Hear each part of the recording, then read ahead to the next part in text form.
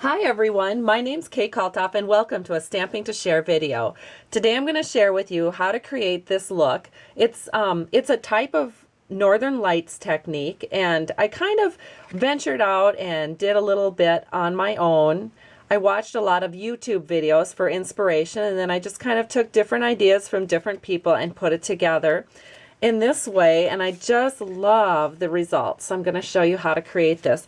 Now, every one that you create is going to look different. These are some different ones that I've done, and you can see I'm actually using the same colors on every single one of these, and every single one of them looks a little bit different, and it just depends on how the colors blend as you're creating this piece.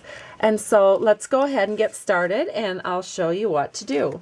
The first thing that you're going to need are 4 ink pads. I've got Daffodil Delight, Tempting Turquoise, this one is Rich Razzleberry, and the last one is Night of Navy. And then you will also need a stamp set from, it's called Lovely as a Tree, and so I have this already mounted on a clear block. And then you will need StazOn black ink in order to stamp your tree images, and you will need lots of scrap paper. So I've got the scrap paper right here, and then I've cut out some apothecary art framelets, or framelit pieces. They're white. I know you're not going to see it real well until we start inking, but I just lay this down on the scrap paper, and the first thing I'm going to do is start with the lightest color. I'm going to take my sponge, and I'm going to kind of, it looks pretty fat right now, so I'm just going to squeeze that together so I get a little bit smaller of a piece right here, and that's where I'm going to start sponging. And I'm going to do some streaking, so I'm just going to streak up and down, and you'll notice that I go completely off the framelit piece that I've got here, because I don't want anything kind of bunching up in the middle here. I want to keep it nice and light through this centerpiece, and you can see how the ends get a little bit darker. So we're going to make a couple more streaks of yellow through the center of this, and I think that's good. Now we're going to take the Tempting Turquoise and add some streaks of Tempting Turquoise, and you'll notice that where it hits the yellow you have some green action going on, and that's quite all right. We want those various tonalities and shades to come forth. So we're just continuing to streak, and honestly, as I did this, I thought to myself, oh my goodness, this is not turning out. And you will think that too, because right now it kind of looks like a big lumpy Easter egg, but it will look nice when we're done. And even here where I have a little, what I told you just not to do, I have a little spray of color down here. Most of that's going to get covered up because I'm going to be putting my ground down on this bottom part. So I think this looks pretty good, so I'm going to stop. Now we're going to bring in some Rich Razzleberry. And again, I'm just going to start streaking it on. And where the Rich Razzleberry touches the yellow, it starts turning kind of orange, which is kind of a fun look. And I love when it touches the blue, it turns into this really lovely midnight color, kind of a violet color. So now we're done, and we're ready to stamp our trees. Again, this isn't looking too impressive, but the magic kind of happens when you add the final color, which is the Night of Navy. So I have the trees inked up in StazOn black, and I'm just going to stamp this right like that. There we go. So our trees are now onto our panel. I'm going to take this away so you can see it a little better.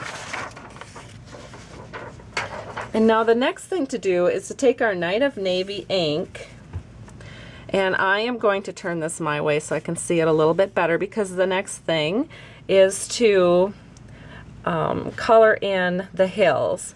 So I am just bringing that Night of Navy ink right up to the hill line and sort of sponging that in all dark, because that's our ground. There we go. And I want that to be nice and dark. I don't want the northern lights going into the ground. We kind of want the ground to be where they stop. So there we go. So that part is done. And now to finish this off, we are just going to take our Night of Navy ink, and I've inked up my sponge again, and I'm just going to lightly go over the top like this, all the way across, up and down. And again, do it again. Whoops, it's getting away on me. And that kind of just adds a little magical touch to it. And this is our completed look. I think I'll add a little bit more, darken it up just a tad. I don't want those yellows too bright. There we go. And now this is what it looks like, and I love it. And of course you will want this to dry for a while. Once it dries, it actually lightens up even further. It looks really cool. So then the next step is to take your white gel pen, and you can just put some stars in your background. The key is not to put too many stars in. I've gotten seriously carried away doing this. It's kind of a fun thing to do once you get started, and it's really hard to know when to stop because you just want to keep dotting away. So our beautiful Northern Lights card is done. So now let me show you how to put this together very quickly.